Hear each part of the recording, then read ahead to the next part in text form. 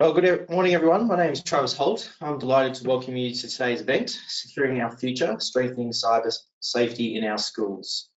As we all know, the digital landscape is continuously evolving, and so other threats that come with it. Cybersecurity has become a critical aspect of our lives, especially in educational institutions where protecting our students and their data is paramount. Today's event is designed to provide valuable insights into the current cybersecurity challenges faced by schools and practical steps to enhance the security posture.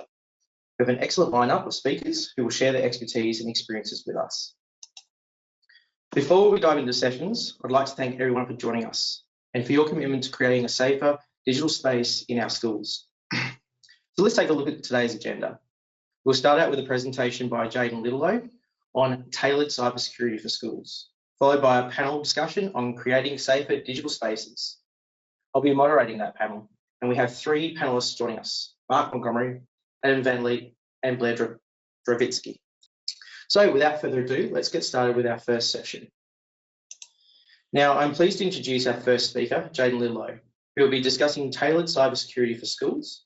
Jaden will cover the prevalent threats in the education sector, practical steps schools can take to improve their cybersecurity posture, and the importance of the Essential 8 framework in mitigating cyber threats. So, Jaden, over to you.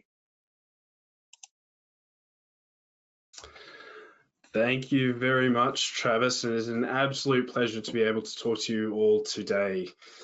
Cybersecurity has never been more important, and my name is Jaden Littlelow, and I'm incredibly privileged to be part of the talented team here at Fusion5 to be presenting to you all today.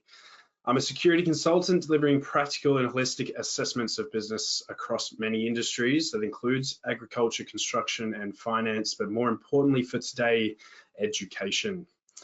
I'm still a part of the Cybersecurity Operations Centre here as well, delivering managed detection and response capabilities to businesses across Australia and New Zealand, and we provide 24/7 services for the proactive defence of critical infrastructure around the clock as the bad guys just do not sleep.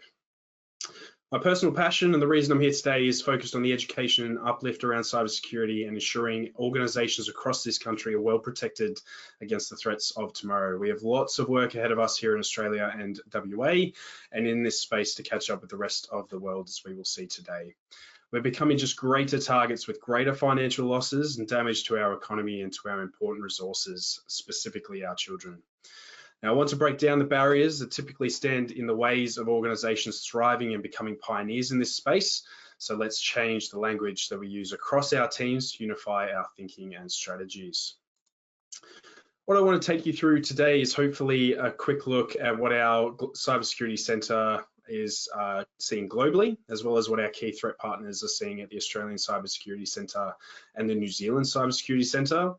I'll deep dive into some of the threats that are most likely to impact you as schools and how we can implement controls to protect ourselves from those threats. But at the same time, we should be ensuring that we are re-evaluating the situation at every school individually and ensuring that approach to cybersecurity is not reactive, but proactive. And I want to explain that to you a bit more today as well.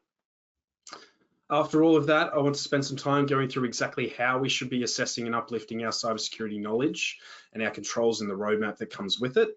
And hopefully we'll have some time either for some questions at the end, but I'm keen to hear what our great experts in the industry and education spaces have to say as well. There's an increase in attacks due to the evolving threat landscape to education, and according to the Penman Institute's 2024 report, phishing remains a significant threat, with approximately 90% of cyber incidents in the education sector involving phishing attacks, and that number is incredibly high. This aligns with broader findings from the Australian Cybersecurity Centre, which also highlights phishing as a predominant method of cyber attacks in the education sector. What it also suggests, though, is that while we can put in all of the protections possible, humans within our schools' environments are our biggest risk, and that includes our parents as well, our students and our staff, and it's something we need to mitigate going forward. There's been a massive uptick in reports of cyber predators targeting students as well, with an 81% increase in reports over the past year, raising growing concerns about online safety for students and really begging the question of, are we doing enough and what can we do to improve? An interesting tidbit is the education sector experienced a massive amount of attacks on its information of technology devices. Now, for those unaware, these are the typically considered devices that extend internet connectivity beyond your laptops and mobiles to things like smart TVs and smart speakers and motion sensors. Now, the high frequency of these attacks highlights the vulnerabilities associated with the increasing use of IoT devices in educational institutions. These devices are also typically shipped with really minimal security controls in place, suggesting that organizations that don't take proactive measures to really protect themselves from this are at significant risk.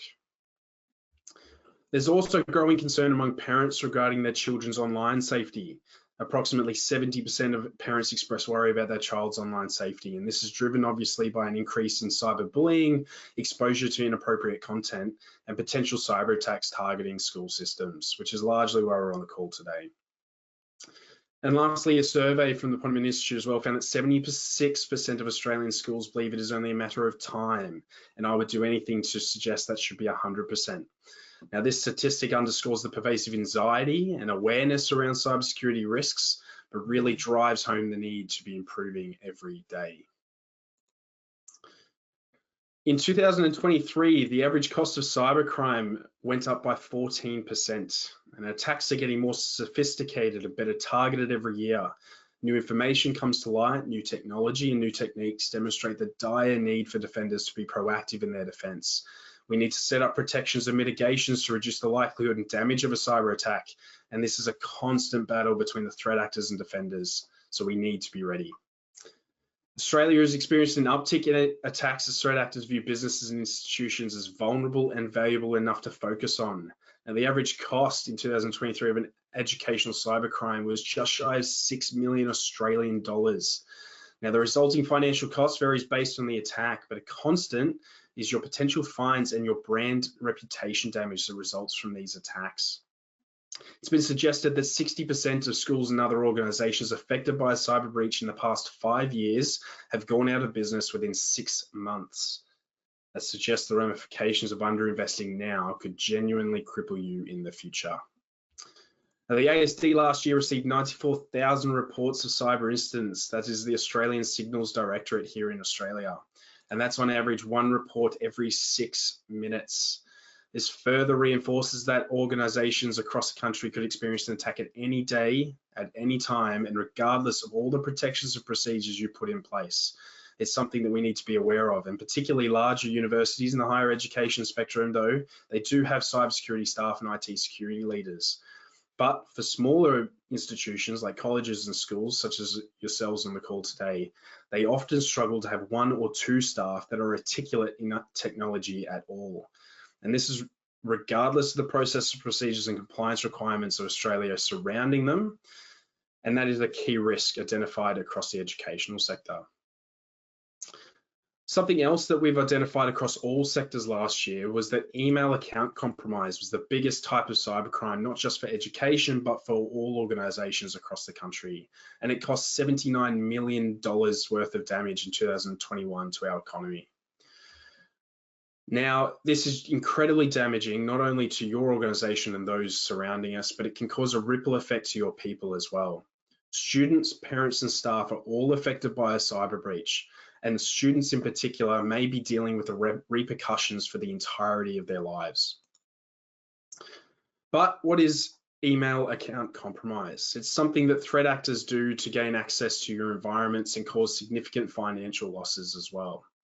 Sometimes they create fake websites or register company names with the same name as your organization in different countries, and they research their targets in depth and develop a plan to target specific entities associated within or outside your school.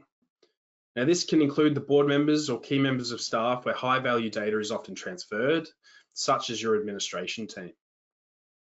Now, once access is gained, either through social engineering avenues such as phishing, or through the avenue of making use of other data breaches for identities and credential theft, the threat actors monitor your ingoing and outgoing email to confirm that their targets are the special ones. Now, this further ensures that the entities they can pose as actually have access to their critical data and finances as well. And then finally, they go in for the kill. The scammer attempts to gain trust with the employee or the student, and they do this in many ways, but commonly they use pre-written documents that look legitimate that have been forged to appear as though they've come from important people such as key decision makers or your board to sign off on those phony transactions. Now, a fascinating statistic I like to bring up now is from Microsoft, and they alone in 2021 stopped 32 million emails that were flagged as potentially being involved in email account compromise. Now, the major tech partners we work with have a responsibility to protect our data, no doubt, but it is truly a shared partnership. And failure to implement our end of the bargain when it comes to cybersecurity means these tech giants wash their hands of us and leave you to fight the threats alone. Now, successful EAC attacks can result in seriously damaging implications for the education sector. With this attack comes many new threats to an organization. The potential ramifications can last forever. Now, a school subject to this attack can face widespread identity theft, specifically of personal information online, and it can result in the loss of students and their families in both the short and long terms. Now, brand damage, as most of you will understand, is an outcome all too often felt by these companies subject to a data breach. We saw that with Optus and Medibank last year. But we also saw that in the educational space with Western Sydney University and the compromise of more than 7,500 students' full names, date of birth, and phone numbers, with this information then being used to further contact those individuals and cause them further harm. Now, this is a recent attack, and we've seen similar events in the past as well, but the damage from this can be astronomical, which is what we saw in the largest email account compromise attack in history. Back in 2013, scammers founded a company in Lithuania for a like-for-like Taiwanese company called Quanta. Now, this company was based on notebook computers and communication tech and designed GPSs as well. And the threat actor created convincing forgery emails using fake email accounts as though they were associated with Quanta. They sent phishing emails with fake invoices to employees who regularly conducted multi-million-dollar transactions, and that's important to note. And it resulted in over 100 million US dollars being sent to the fake company's bank accounts. The scheme tried to avoid suspicion by creating false supporting documentation. They even had fake corporate seals embossed with the names of these companies. And the money was recovered for the most part, but we can really attribute this to advanced detection capabilities that are expensive and difficult to manage for us in smaller organizations. The whole ordeal took about 5 years until the arrest of the threat actors in Lithuania in 2017. Now, I want to test your knowledge of this. This is quite a famous one, but the companies at the center of this were Facebook and Google. Now, scammers typically prefer companies that regularly do business with other large companies, such that regular payments of large amounts of money are not uncommon. But what we've seen in recent years is that scammers will target smaller organizations when they see an opportunity. And this is typically due to having less security controls that are affordable and effective for our organizations. So what it means is we need to put in other scenarios in place and other protections to protect ourselves from the market. And what we've also seen is that even though we can have the most expensive and effective solutions on the market, these can be trumped by a lack of staff awareness, education, or quite simply fatigue. So how do we protect ourselves? Well, I hope everyone on the call today has the first one in place, and that's multi-factor authentication. It's the base level of protection our organizations should be setting up in place today to uplift their cybersecurity posture the quickest. This should be in place at least for users who have access to sensitive information. It reduces the risk of possible attack vectors and the risks associated with maintaining private information within our systems, which is really important for our schools, right? We see credential-based attacks on a minute basis within our cybersecurity team, and these themselves can be mitigated by up to 95% only with MFA controls. And that is something that either someone has, such as their mobile device or laptop, something someone knows, like a password or a phrase, or who someone is, like their biometric fingerprint. Now, education is obviously a passion of mine, but no doubt a particular pain point for your organization. It is widely known how frustrating it can be to ensure that all the people that we work with on a daily basis are up to date. What has been found, though, is developing security awareness programs resulted in a 30% reduction in compromised identity related to phishing. And this was when they were exposed to some form of security awareness training every 12 months. But what we need to do is go one step further and embed security into our school practices and our curriculum. At each step of the process that the school takes to procure software, teach technology in a classroom, or move information from one system to another, each stakeholder should be thinking about security at step 0 and every step after. Now, if one person makes a mistake, and they clearly happen, as we just saw with tech giants, an organization-wide mindset shift to security provides coverage. And this is how we know education is effective, and the reason it should be embedded in our roadmaps going forward. Now, email compromise, is critical to organizations, and protecting against it is important. To ensure that your email and domains are protected against spoofing and impersonation is really important to ensure that the information incoming and outgoing is validated and that data protection policies are in place. If threat actors aren't able to impersonate your school domain, they're unable to threaten your service providers and other third parties, and we can be more confident in the information we send out and receive to our organization. Now, an important note here is to consider how you manage your confidential information within your organization. If you manage who can send this information into the world using data protection policies, we can ensure that we can track where the information is sitting and where it's being sent to, and protect it regardless of where it sits within our organization. We need to label certain documents as classified, for example, and control where it's stored. And this is another protection that would have ensured the false documents provided to Facebook and Google back then were validated and would have triggered more red flags and potentially reduced the impact. The last one there is ensuring that our end user laptops and servers are well protected and hardened against attacks. And that means implementing policies and technical controls that limit what machines can do. And there's a fine balance here between security and usability. We need to ensure our students have a safe and productive environment to be in. And there are numerous frameworks out there, and I'll step through some later as examples, but ensuring you're aware of the risks associated with unpatched machine operating systems and applications, as well as the capabilities of those machines, is critical. A user successfully compromising an account through email account compromise can be limited to just the identity with the appropriate controls in place. Now, in recent years, nation-state threats have begun targeting us in great droves.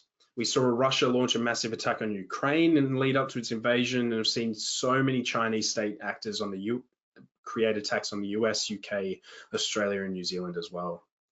Cases in the past 12 months have also seen an uptick in the number of attacks designed to maximize persistence and evade detection, with the goal of working off the land and sending sensitive telemetry data outside organizations. But what were the most targeted sectors globally? We saw 11% target IT companies, particularly those developing software. We then saw a further 12%, obviously targeting government and information of a sensitive nature. But by far the most targeted industry was education at 16%, looking again for information and for the cutting edge leading research. We saw this with the Iranian Mabna Institute. Between 2013 and 2017, we saw nation-state actors from Iran target more than 8,000 academics at 320 institutions across 22 countries. They used phishing and spear phishing campaigns to target it at these academics undertaking research within our country. And they were subsequently able to gain access to credentials that gave them access to academic journals, theses, dissertations, and ebooks, as well as attempts to set up persistence within these universities as well. Now, these gaps in the armor of major universities and academic institutions should be a strong reminder that money, time, and resources do not naturally give us security. It's a dynamic environment that needs attention and direction. But practically, what can we do to mitigate these threats from nation states? These attacks occur daily, and our SOC sees them regularly, presenting as multiple groups of entities with multiple tactics and techniques. To protect ourselves here, we ensure that we have a regularly updated and comprehensive cyber strategy. And this is to understand the potential impact and likelihood of these attacks. You need a knowledge of your current infrastructure, your current school environment, and its maturity against recognized frameworks. And using this, you can develop a roadmap with practical and evidence-based actions to implement stronger protections and policies to ensure you're capable of identifying, classifying, and mitigating cyber attacks. Without this, any adjustment to your cybersecurity posture could lead to inadequate protection, an inability to respond to incidents in a timely manner, and disjointed efforts and conflicting priorities. Now, nation-state attacks often involve deploying malware, both file and fileless, on compromised devices. And we need to ensure every device connecting to our architecture, that is including guests and parents, is protected with some form of security solution. Any device connecting to your network should have its default password changed and be unique across our infrastructure. The idea is to attempt to reduce your attack surface as much as possible and reduce the capabilities to move sideways within your organization and cause more damage and harm. The next one is crucially data protection. Now we need to do this regardless of location, focusing to begin with on where the data is stored. Regulations these days have core requirements around backing up data, restoring data, and importantly, the testing of restorations and the removal of that data. And this is a core part of the Essential 8, which I'll go through later as well. But we need to ensure that we control who can access our sensitive data, from where they can do it from, and in what form they can do. And there are many ways that we can do this. Nation-state actors are well-resourced and highly technical, and any gaps in these policies will be found. We've seen data exploitation through vulnerabilities expose gaps in where the data copies are stored themselves, reinforcing the need to protect data at the source, but also at the location of its storage. Now, as I mentioned, we need to ensure that if disaster strikes, be it a cyber attack or not, we can restore our schools as quickly as possible and with the least amount of damage done. We can do some form of continuity planning, which should be developed as part of your cyber strategy before, that details exactly how we should take actions, what actions should be taken, and when. Critical data within our organizations can remain unaffected and able to be interacted with these protections in place quickly. Identity and access management involves processes and technologies to manage digital identities, including authentication, authorization, and access control. Now, schools now heavily relying on technology for admin processes and in the classroom for learning make them more susceptible to cyber attacks. And it's critical that a solid understanding of your identities, both privileged and unprivileged, is had to adequately protect your organization from identity-based attacks. So the first step to this, as I mentioned before, is MFA, but it goes far beyond this by ensuring the least amount of privileges are assigned to your IT team and staff.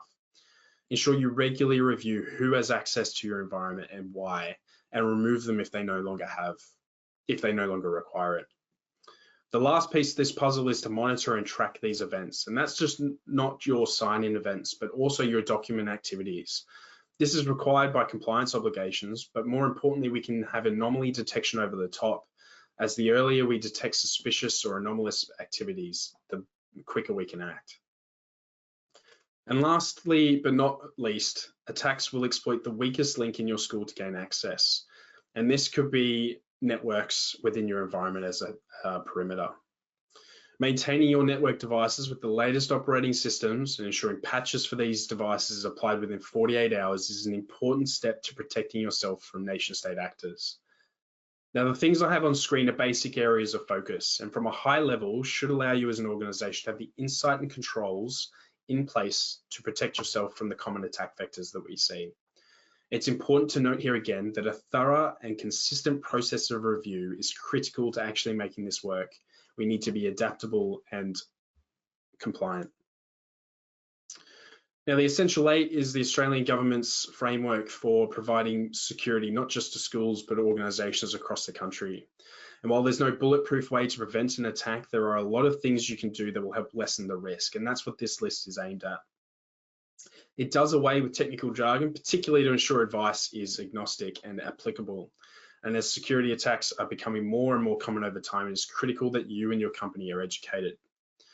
So the first one is application control. Now, this is a security practice that helps protect data by blocking or restricting unauthorized applications from executing in your environment. The specific control functions vary based on the purpose of the application, but the main objective is to ensure privacy and security whenever data is used by or transmitted between applications. Essentially, it's about managing which applications are allowed to run in your network and preventing them, if not. We recommend beginning with a blacklist. going through and off the top of your head, picking the ones you absolutely do not want in your environment. They're the risky or potentially unsafe applications that you don't want used by staff and student to inadvertently or deliberately lose or steal data from your organization. The next one is patching applications. Now, it's really important that we don't just view this as applying bug fixes or performance improvements, but they're security patches as well. And it ensures a smooth operation, reducing the risk of data breaches and addressing these vulnerabilities. Make sure you're alerted to when updates for your device or one of your applications are available and install it as soon as possible.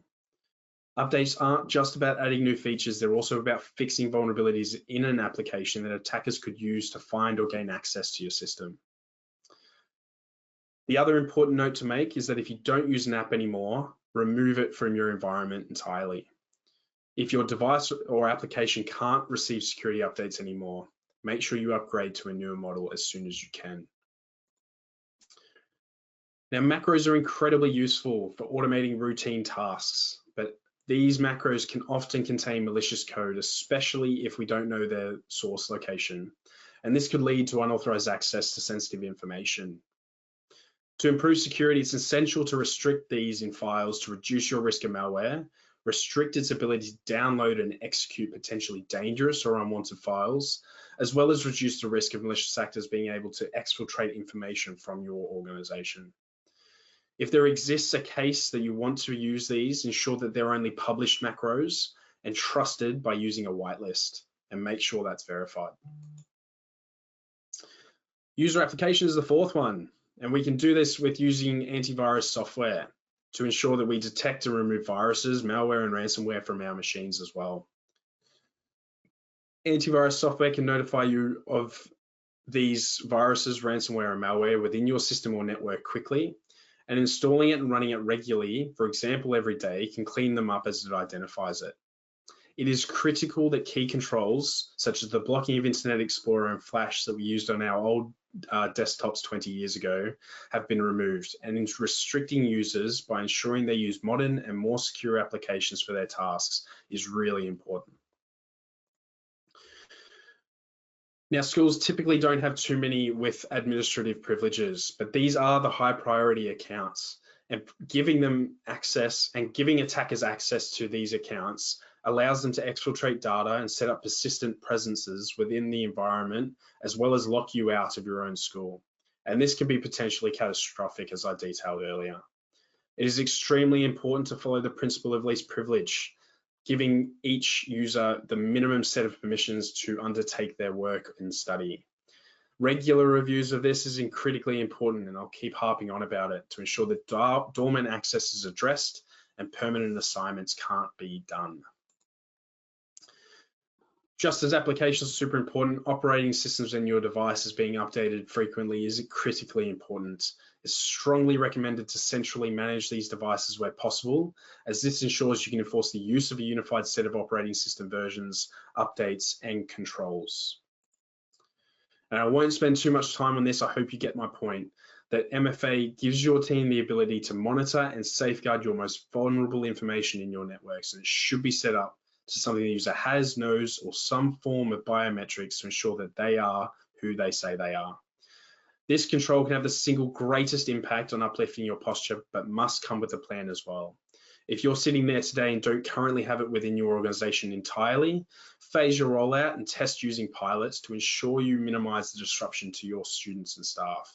And if you're making the change, involve these students in the timing to ensure it's done as quickly and effectively as possible, and educate while you're doing so. And last but not least of the essential 8 is the 8th one, regular backups. Now, ensuring daily backups is crucial for educational institutions as it safeguards valuable data, including student records, your lesson plans, and research materials from unexpected loss, not just from cyber attacks, but also technical failures and human error. Implementing a robust strategy, schools can maintain continuity and protect sensitive information, fostering a secure learning environment. This proactive approach, and note that proactive, not only minimizes downtime, but reinforces the trust among students, parents, and staff, demonstrating a commitment to your integrity and institutional resilience. The Essential 8 is really great here in Australia, but it doesn't cover everything. The Centre for Internet Security Controls is a prescriptive and prioritised and simplified set of best practices. It covers not just the technical aspects, which the Essential 8 does, but also the procedural ones, your security awareness training, your third-party management, and your incident response management. It simplifies your approach to threat protection to allow you to comply and implement your controls against industry regulations. You can achieve your essential cyber hygiene for protection against these threats by ensuring that you're at a mature posture within your school. And lastly, we really want to ensure that the actions that come out of a review are translated into manageable and effective actions. And that's what the CIS controls allow us to do.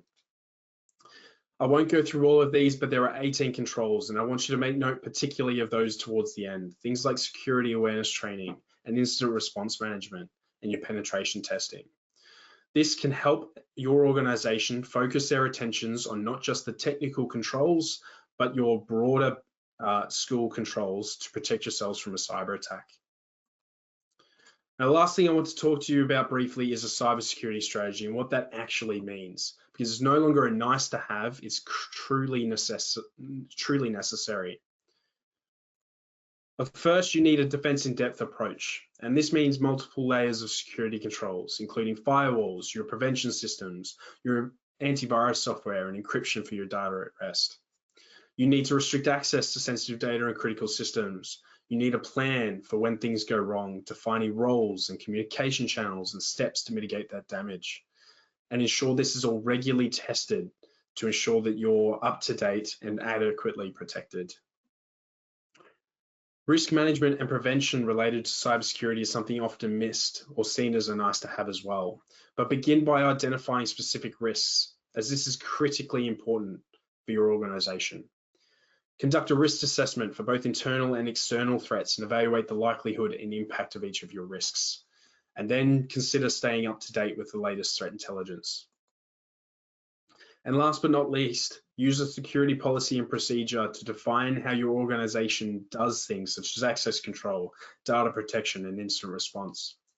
Translate these policies into actionable procedures and guidelines and provide clear instructions to your staff and students of how they handle security within your schools. And last but not least, have an achievable and right-sized goal and train your staff as you go. If there's no appetite or budget for a fully mature implementation or the risk is low, it has to be realistic.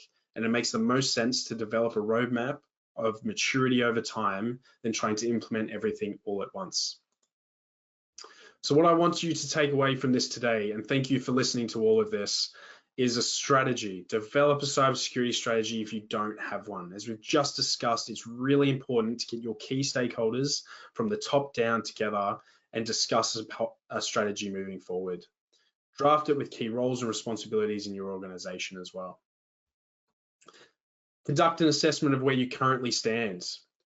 Once we have the strategy, we need to know where we currently stand against it as well. So conduct regular assessments to identify your vulnerabilities and your gaps. This includes evaluating the effectiveness of your cybersecurity education programs and technical controls in place. Once you've done that, you should have a clear and actionable plan to address the identified gaps from before. Use a structured framework like the Essential 8 to prioritize the items and assign resources to manage them. And this is really well aware where a well-defined plan will ensure the right actions will be taken at the right time. The longer we wait, the more the statement "it's not if but when" comes into play, and it includes your students in this process.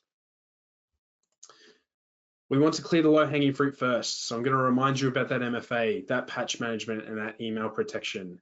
They really should be in place today, but the next best time is to do it tomorrow. Ensure continuous monitoring and adjustment of security measures is needed is implemented, saving you time in the long run, but reducing the time to notice issues and remediate. And lastly, educate continuously. Regularly update and train all your staff, students, and parents on cybersecurity best practices. Embed this into your day-to-day and ensure a proactive defense against evolving threats is something that your people are regularly reminded, and that they're regularly reminded of the dangers and risks of their online activities. Thank you very much for listening to me today. I hope you've got something to take away. I'll hand it back over to Travis. Awesome. Thank you, Jaden, for those insightful points. It's clear that understanding and adapting to cybersecurity measures specifically for schools is critical. So this is the part that I've been looking forward to, is we get to have our panel discussion on creating safer digital spaces. This is where we engage our experts in discussing practical steps to improve cybersecurity safety in schools. Now, I'm proud to moderate this, coming to you from our beautiful southwest here in Western Australia, even though the sun is partially out. I have with us Mark Montgomery, all the way from Adelaide. He's Fusion5's Principal Consultant for Modern Work and Security. I have Adam Van Leet, our Chief Information and Security Officer out of Brisbane here at Fusion5. And last but certainly not least, our guest speaker, Blair Dravitsky. Blair is a principal for Lemelwood Grove School, a recently established school with a roll of around 1,000 students. Blair brings with him today the unique and real-world perspectives of a man on the ground actively involved in the community and educational landscape in New Zealand. So thank you very much, gentlemen, for joining me today and as part of this webinar. Be good if I've used my words today. So I'm just going to start with the first question, really, to get firing with you, Blair. And I've got a few of them noted down here, so I definitely am reading. So the first one is, how do you perceive the importance of cybersecurity in your school, and what challenges do you face in implementing effective cybersecurity measures? Thanks, Trev.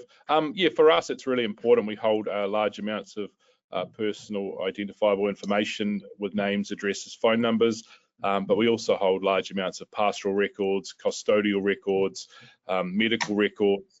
So with a roll of 1,000, you're looking at potentially 2,500 different people's information with parents and whatnot across the board. So it's a really, I guess, sometimes an easy target within schools as you would have seen in the previous presentation.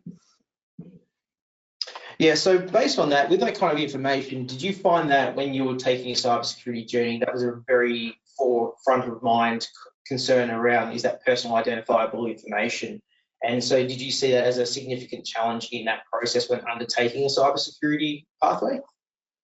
Yeah, we have a large I guess, age range and experience range and an IT ability range within a school, and so therefore that information is often accessible within my own context by maybe 6 to 10 people with administration staff and whatnot. So not everyone has taken the steps or even understands the potential risks in that environment.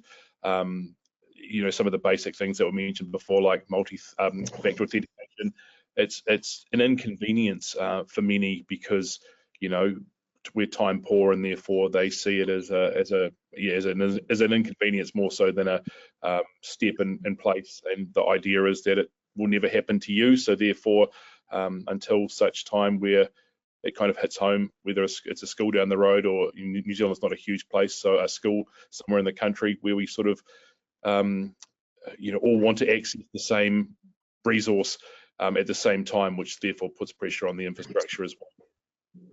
Yeah, awesome. So how did you find the balance that you needed for educational technology for the need for security? So you've got many platforms in the educational space that you're using for, at the teacher level and the student level. So how did you strike that balance in finding that need? Yeah, it's really cost dependent.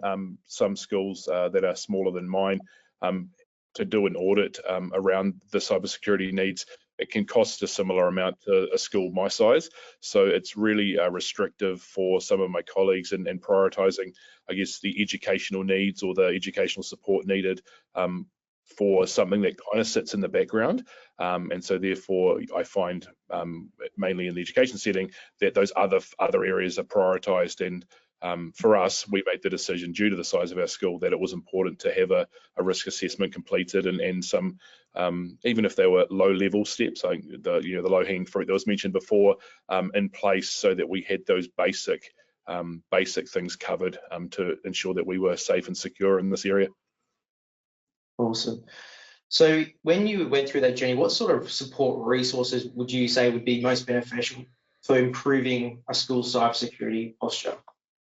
Yeah, we we're experts in education, we're not experts in the IT field, and so having a relationship with the provider is hugely important. That trust, mainly because it is expensive, and we want to make sure that we're being supported and invested. So although the risk assessment's completed, the importance of, I guess, talking through it in language that we understand, to ensure that we're not completely terrified about the process, but at the same time understand the significant risks of what could happen if we don't have things in place, things like timelines or programs. So if it is a large resource commitment, then we're able to, I guess, work out what's important now, and then what's important as we look at our budget lines for future years to ensure that we've got things moving forward. And as you heard again before, the change and the evolution around some of the those who are scamming and those who are doing these things, it just moves so quickly. So we also have to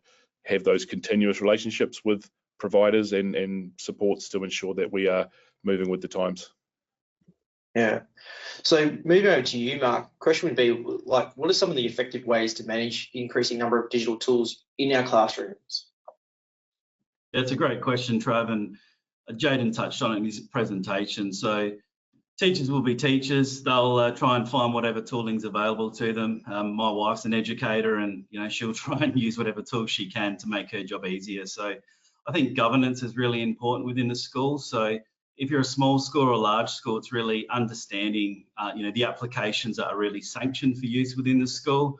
Maybe having an IT committee or a governance committee approve and sanitize those applications for teachers to use. And I think the big important one as well is making sure that the applications support multi-factor authentication. So we don't want to be using a plethora of web apps with same sign-on, same username, same passwords. It's just a trap for basically getting your credentials hacked. So we want to make sure we can set up single sign-on with these applications and make sure they're used in a secure manner. So what's one of the approaches that schools can ensure all devices are secure within and up to date in their organisation? Yeah, and that can be challenging as well. A lot of schools do support BYOD, but many other schools that I've worked with over the last 15 to 20 years do maybe have a one-to-one program for students and staff. So it's really making sure that those devices are managed correctly. So utilising mobile device management, whether it's a Windows device, Mac, Android or iOS, it's important to make sure that it is managed by the school. The operating systems are patched and applications are kept up to date just to remove those vulnerabilities, as Jaden mentioned in his presentation. Yeah, so I suppose really for BYOD devices, throwing back to you, Blair, on that question there. So within your organisation and your experience do you use BYOD? And if you do, have you had significant challenges and risks? And are you supplying all the devices and managing those from a corporate point of view? Yeah, absolutely. The BYOD definitely adds a layer of challenge, mainly because in-school devices remain at school and adhere to the firewalls that our New Zealand government have in place for education, whereas a lot of the BYOD devices, you'll find kids have almost next to no security at home at all. And so different apps that get downloaded, although can't be downloaded at school, can be downloaded at home and then brought to school and actioned. The content that's sometimes on those devices open you up to various different websites and pop-ups and stuff that they've accessed at home that somehow make it through firewalls at school. And again, the BYOD devices often don't sit on the same platform that we use in regards to how schools manage the devices. So it just adds a real layer of complexity. And again, kids will be kids. So therefore, they obviously enjoy the opportunity to try navigate around what we are setting up for their safety as part of the, I guess, added challenge of working with children. Yeah, for sure. So Mark, schools are identifying weak spots on the daily. So what's one of the current technology, what's one way of identifying weak spots in the current infrastructure and for technology within schools? Yeah, I mean, assessments are always a great starting place, understanding where you're at in current state. We can leverage network scans, vulnerability tools. With firewalls in place in the school, we can at least understand the types of traffic, types of websites that teachers and students might be leveraging. And from there, we can really conduct that assessment and make sure that we are sanctioning the correct applications and correct access for schools in a safe and secure way. We can block things that, as Blair mentioned, shouldn't be used in a schooling environment, really to protect not only the staff and students, but also to protect data. Data exfiltration, as Jayden highlighted, is an area of concern. So we want to make sure that if something is happening on the network, we do have that visibility as well. And that's why the logging and monitoring component of the CIS framework is very important. It's something that's not included in the Essential 8, and that's why it was probably highlighted today. It's really just having that visibility and awareness. So really then, when it comes to education space, Blair, having, being the principal, I mean, this is the first time I've had to talk to a principal without being sent to the office, so that's the first change for me. But like, for being a principal and being the head of, of what's happening in your school, what's the concerns for you? Do you go home at the end of the day worried about, potential things that could be, affecting the students from a cybersecurity point of view? Or is it one of those things that now that you've gone through a cybersecurity journey, you feel a lot more reassured and secure in your work environment and education environment, that students are quite as well protected as you can make them? Yeah, the beauty of children is they're often naive to situations, but in the world of cybersecurity, naivety can be really serious and can lead to things like, we heard Jen talk about cyberbullying and the social media platforms that they operate on, being able to be, I guess, confident digital citizens that are able to communicate when they are put in a position, because often if they're in a position that's impacting their cybersecurity, they've usually done something wrong to end up in that position, or they've been misled, or they've misunderstood a communication, and then to avoid, I guess, getting into trouble, they potentially hold that onto that information, which can lead to, dire consequences. So educating kids around cybersecurity has become a much more relevant part of the educational platform. We have part of the curriculum that's sort of designated to it, but when I went through and studied, it didn't even feature in the conversations or the education around upskilling us. So again, most of our staff have had to be upskilled in this area and for them to understand the severity possibly. I guess the long answer is that yes, there is, we feel confident in what we're doing in regards to being in school, but because these guys are operating devices outside of that environment as well, it does worry you. And lots of the stuff that happens outside of school from a cybersecurity point of view will often roll into school as well, which adds another layer of, workload for the staff, not just me, but across the board. Yeah.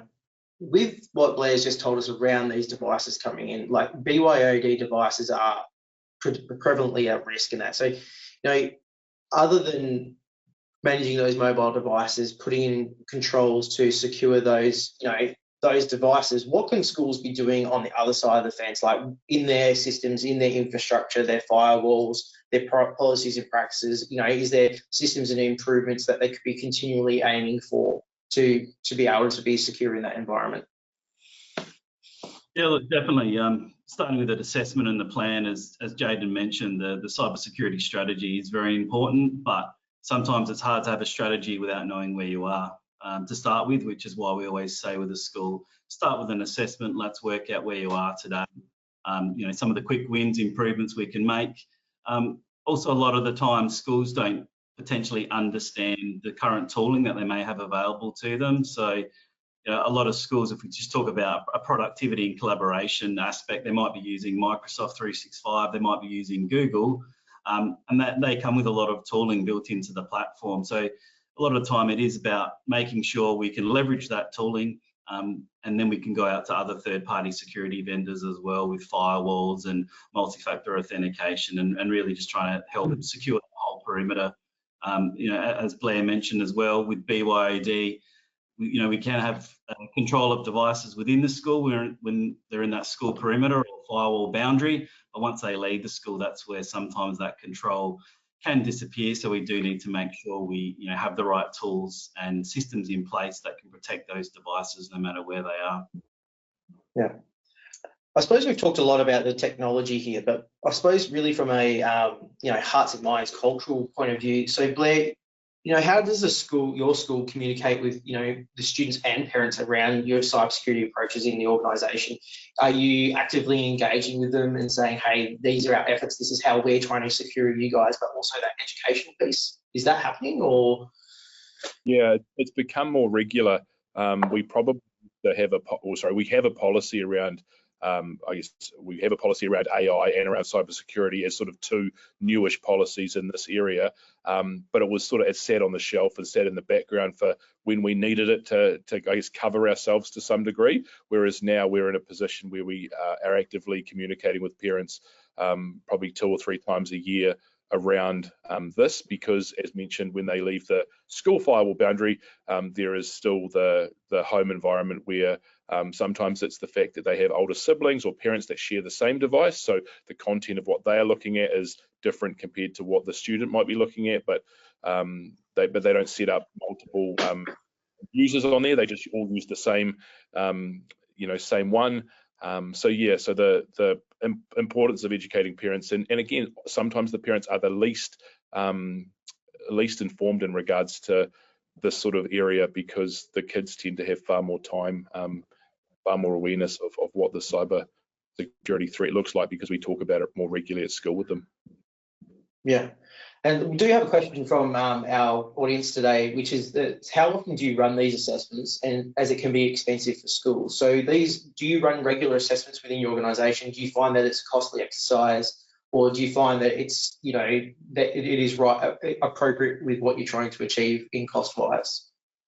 Yeah, it is expensive, and we're fortunate being a slightly larger school. Our budget is probably a little bit more workable to make it work. I think one thing schools have been guilty of is being a little bit, I guess, island-like. They don't. Working smarter would be working with other schools in the local area to work together to use the same company to conduct an assessment on the same day. It just takes out some of the costs associated with being independent of that. Not that we did it, it's just something that's come about in my own sort of notes as I've been listening today. We did it once as a big undertaking to try and put a 3-year sort of plan together in regards to what we could afford at the time versus what we needed to be able to put in place along the way. We have a small review done by our provider each year, but the next kind of assessment would be in the plan anyway in 3 years' time. So once every 3 years for I guess a proper detailed assessment.